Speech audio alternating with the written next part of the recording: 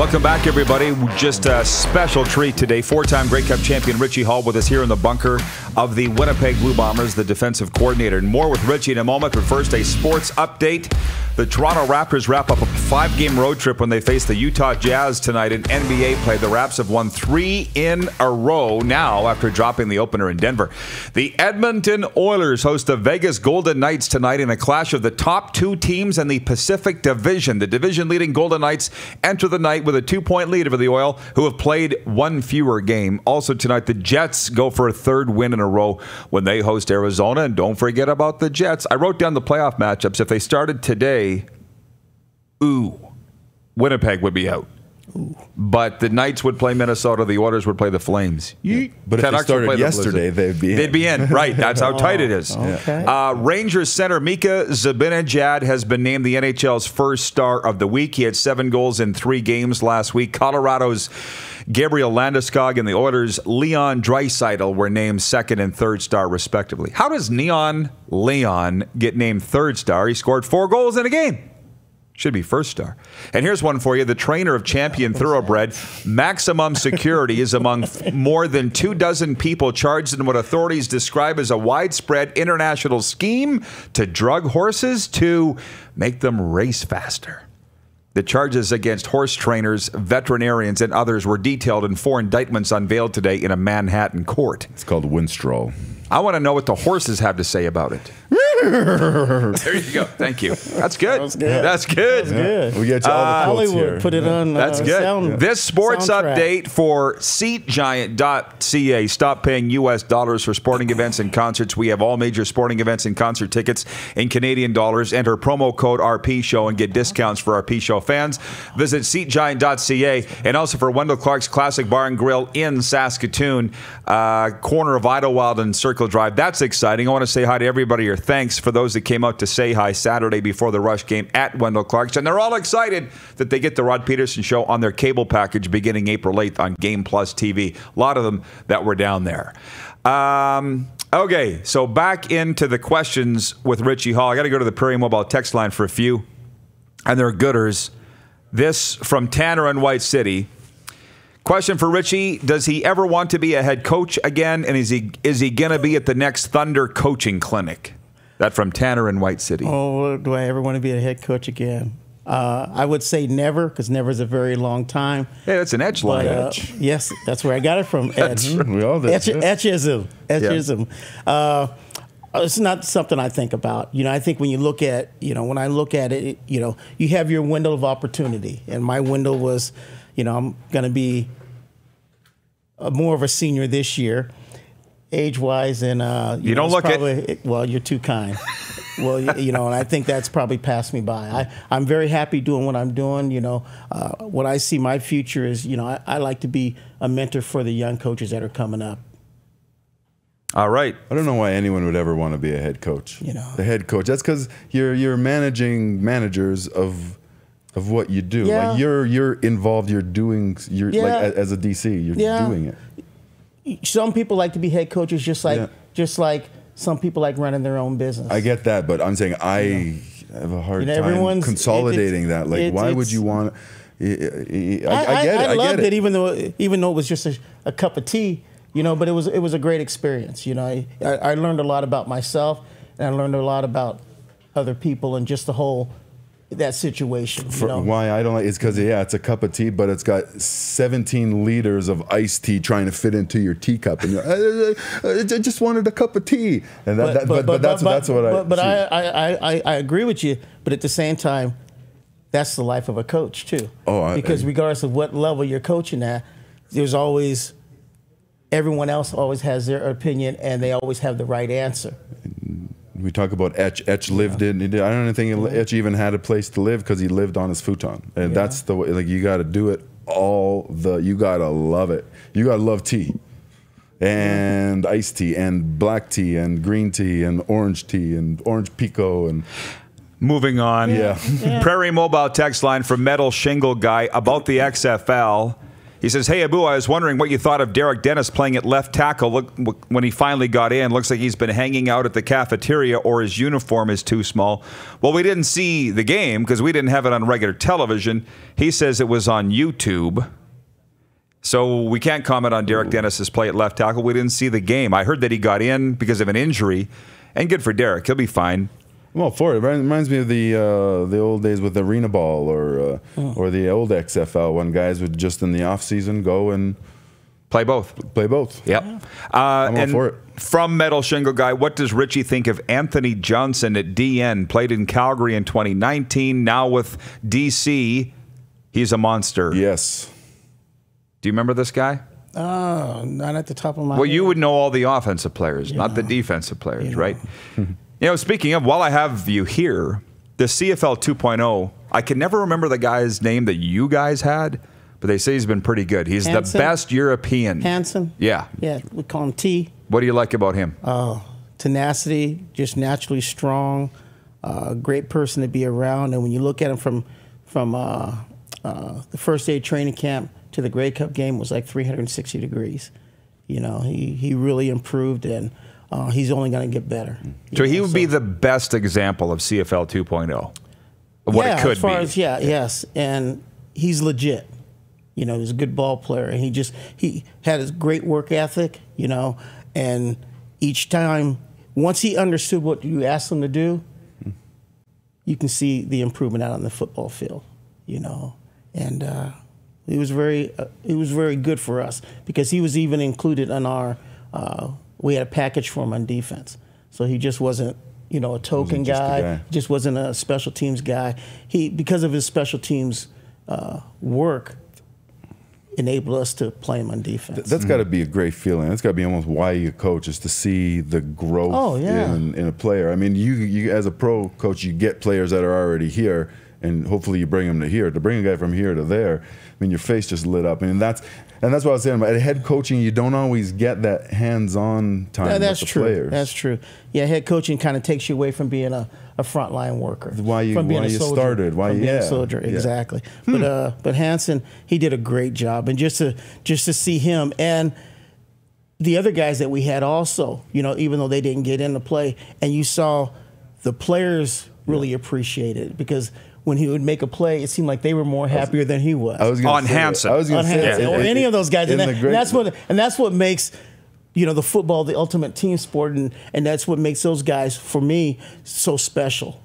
Because that's how they developed that type of camaraderie, that type of friendship, that when someone else did something, it was like, wow. He made a play early on in the year and wasn't going to celebrate, and everyone else is like jumping on him, and he's like, oh, okay, I got it. And then you go to the Grey Cup, and he just throws two guys into the... special teams, he comes down and just hits a guy, and everyone's just... And you just see him just charged up. But that's football. That's football. That's an excitement. That's why you do it. Yeah. Some comments here and questions. Nick Lewis is watching. He says, "Great man and coach, respect." So that's from Nick.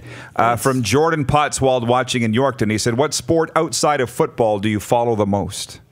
Probably basketball. I enjoy watching basketball. It's a funny thing that you ask. I don't follow football because I don't watch a lot of football just because it's. You watch a lot of football. But I work. Yes, exactly. But I watch all other sports. Basketball. I'm a big Bruins fan. I watch hockey. Come playoff time. That's all right. I understand your Leafs and stuff. But my heart goes out to you. Thank you. You're longer than 29 years, isn't it? I wore 67 on my chest for a reason. Okay. Yeah. But I enjoy watching all sports. From Garnet. Richie, That's best teacher you ever had in football, and do you try to emulate his teaching style? Oh, gosh. Probably the best teacher I ever had, it wasn't even in football. It was probably Mr. Hisimoto, Steve Hisimoto, who was my baseball coach and my phys ed teacher in high school. And regarding whether it's work ethic, whether it's how you deal with people, when I go back to Denver, me and his wife always get together with them, and we talk about whether it's situations I'm going with or just in general talking. And he's still mentoring me now, Wow. So that's probably the best teacher, best coach that I've ever had outside of my dad.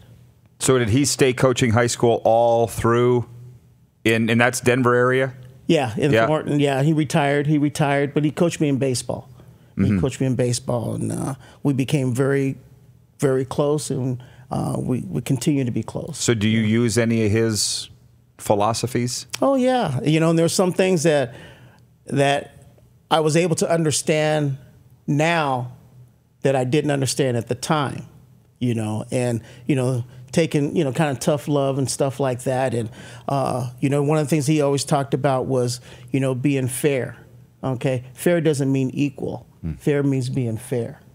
I think that's really important for me, because you deal with each player just like he dealt with each student, fairly, but different. Not equal. Regard. Yeah, exactly. They have different disciplines. And sometime at the time being 15 and 16, you don't understand that, but I truly understand. Well, I'll say this too. So this viewpoint in life that you have, it's kind of about karma, right? It's all these things, universe stuff. It's fairly new to me the last 5 years. I knew after talking to you that you were born with this.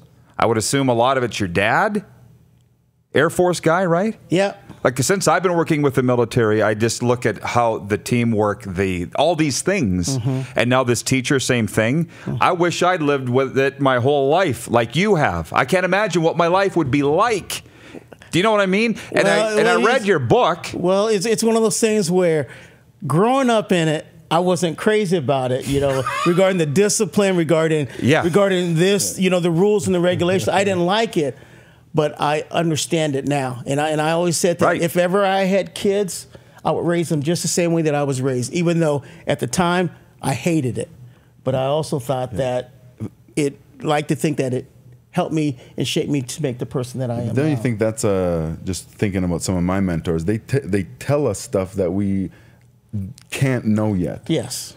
And we know, oh, my dad didn't hate me. He just was yelling at me because he didn't want me to be an those idiot. Moments. But at the time, it just... It's just like, and I know this is a sports show, but it's fine. It's just like we had a curfew. I had a curfew. We had a curfew. That's 3 kids. 12 o'clock curfew. And I was like, 12 o'clock curfew? Oh, my friends get to stay out. Da, da, da, da, da. And they said, my dad says, these are the rules. If you want your own rules, then you have your own apartment. But I also said that if I had kids, they also would have curfew. I got spanked. Now that's, heaven forbid. I didn't know you as a kid, but it's very similar. My dad, I had to work 8 hours from the time I was 12 years old, and on the farm. So I left. This is BS, Dad. This is too hard. And then I got out into the real world and realized, work. Right. Yeah. He taught me work. That foundation. Right. Those principles about being successful in life, because in order to grow in life, these are the things that you have to do. And, being 13, 14, 15, you didn't want to do them. We wanted, we wanted to be, I wouldn't say entitlement, but you kind of wanted that entitlement. But you know everything at that age. You don't need anyone to tell you anything. You know everything. Ding, ding, I'm ding. doing it right now. I got a 10 and 13-year-old girl. So. Girl. That's a special kind of stress. Yeah. It's great. Love it. By the way, Clark has written on the monitor, maybe dive into his book a little more, because I did read it as soon as I got my hands on it. Smoke and Mirrors, Richie's life in the CFL. How did that change your life?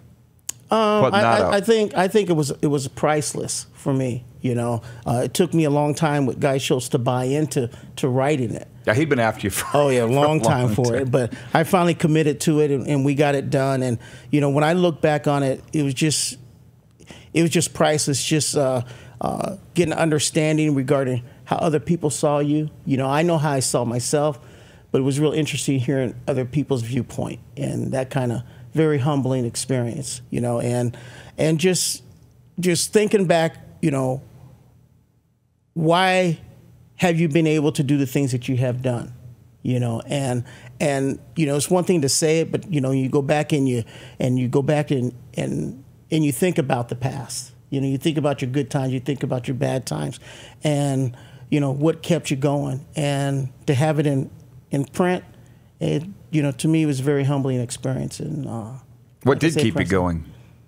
Probably, one is my faith. The other is if you want anything, it's not going to be given to you, regardless of what it is. So you got to keep pushing yourself. Even though you get knocked down, you got to get back up. You get knocked down, you get back up. And I'm a firm believer that if you keep getting back up, you're going to be successful at whatever you're trying to do. You just don't know when. And, to me, you just keep, I'm an overachiever. I'm an overachiever in life, 5'6", 160 pounds coming out of college, going into my 36th year in the CFL. I could never have thought those things. But for whatever reason, I've been blessed to have had the opportunity to be a kid. And I'm still a kid at overachiever, this age. overcomer, however you want to say it. Yeah. Yeah. Like I say, I'm blessed. Pint. I'm blessed. But it's just, hey, just work hard. Work hard, and we'll see what happens. Yeah, don't set those ceilings either. No. Did the nickname Pint ever bother you? No. Matter of fact, Danny Barrett gave me that. He said, Pint 100 proof. They used to call me Half Pint. But then I figured since I played for a few years, I matured from Half Pint to Pint. And if I would have played that 10th year, they'd probably start calling me Quart. Well, you don't want to be called Keg, so that's the most important thing. Anybody call you Pint anymore? Occasionally. You don't hear it that often. No. Like I said, I'm such a senior person now, So, when the players hear that my nickname, they'll start teasing me about it. Mr. Pint? But, of course. No, they won't say Mr. Pint. They just say Pint. I'll just where did you hear that from? So you don't need to know. Well, we do miss you around here, Richie. There's no doubt. There's no two ways about that. But I was pulling for the Bombers all year long. Well, Said it on this show for yourself and Lapo and all the crew. So I appreciate that. We had a good football team. We know last year, no different than this year. The West is tough, and we just knew that we went out there and played the way that we were capable of playing. We gave ourselves a chance, and that's all you want to do. And when you look at our football team, we had a good football team. We won in different ways, whether it's offense, defense, special teams. We won with 3 different quarterbacks. We won, scoring a lot of points. We won not scoring a lot of points. It's just we always had a chance to win, and I think that's what you want. That confidence factor in those guys. And Coach O'Shea and Kyle, and they've done a great job over there regarding implementing the culture that they want for the Winnipeg Blue Bombers.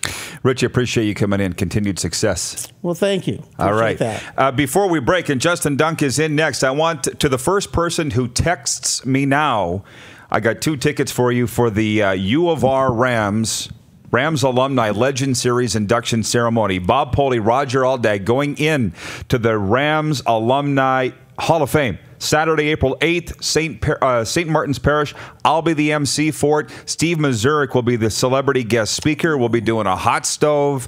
And again, it's Saturday, April the 18th. Join us there. Bono's, Bob Poley, and Roger Aldag. Text me now, 306-840-8777 if you'd like to join us. And 3 Down Nations, Justin Dunk coming up after the break. It's the Rod Pedersen Show on Facebook Live and listen live at rodpedersen.com. You're watching Rod Pedersen On Demand. For more of The Rod Pedersen Show, visit rodpedersen.com or follow Rod Pedersen on social media.